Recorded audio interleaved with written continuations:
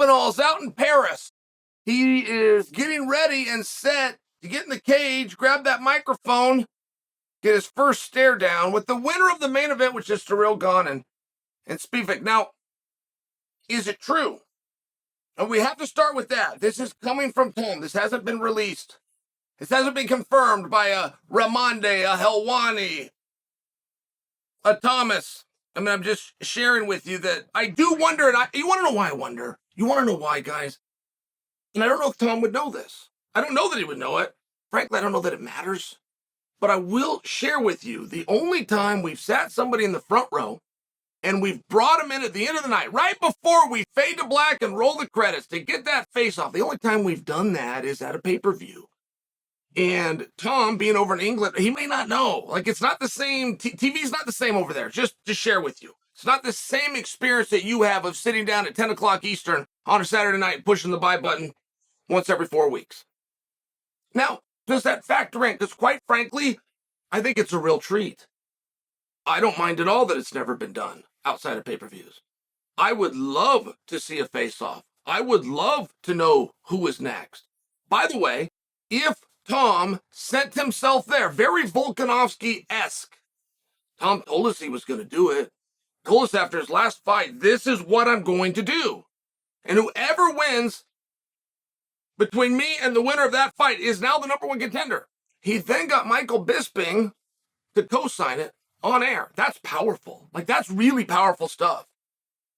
This wasn't agreed on. This wasn't planned on. Tom didn't even know he was going to win and was going to be doing an interview. And I'm just sharing for you, like, this is very natural and organic stuff. That's the best stuff you could possibly get from a marketing standpoint. Now,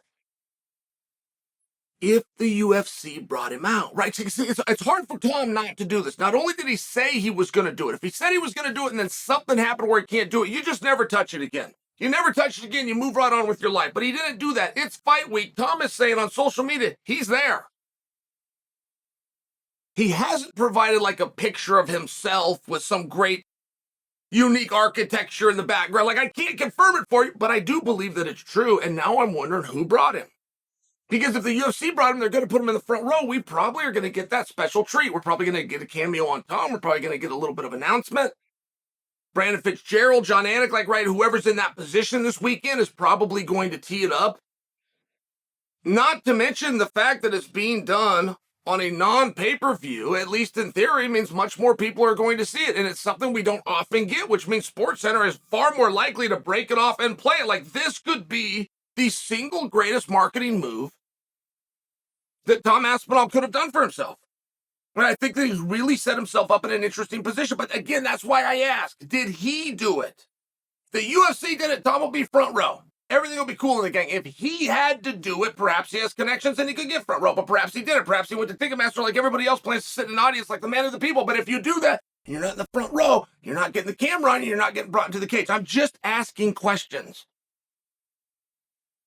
Now, while Tom did a perfect job here, and while I want to continue to help and guide Tom, and I welcome Bisping to that party and anybody else's support that we can get, right? This is a guy that went down with an injury, found a way back, walked into a 5-round main event, put a marketing plan together that nobody else in the heavyweight division, including their champion Jon Jones, has done.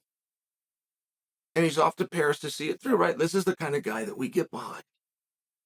When you're discussing marketing ideas, as soon as Tom said, I'm going to Paris, there should have been a message that came out from the true number one contender, Sergey Pavlovich, who everybody's forgotten about. And you've got the right to forget about him. Like, don't do anything for Sergey because he's never done a goddamn thing for himself. But Sergey Pavlovich should have retweeted it. And he should have captioned it, me too. And then he should have gone. If Tom Aspinall, you got to understand the story that Tom is telling. The story that Tom told, and he got Bisping to co-sign live on the air, which means it's implanted in many of you, is that Tom goes to Paris, the main event takes place, Tom takes on the winner is now the number one contender. If you tell a lie, and you tell it loud enough and often enough, it will become a truth. That's a scientific fact. There is a chance that if Tom can pull this off and he can continue to get the announcers to say there is a chance that that becomes a number one contenders match when Sergey Pavlich is the number one contender, right? But Sergey's doing nothing. I believe in Sergey.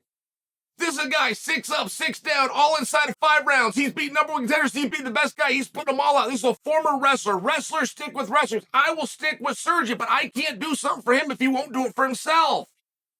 He is being left out of a conversation. There is a main event this weekend in his weight class. There is a guy who the world likes named Tom Aspinall who's got an entire country and one announcer and one really big voice behind him.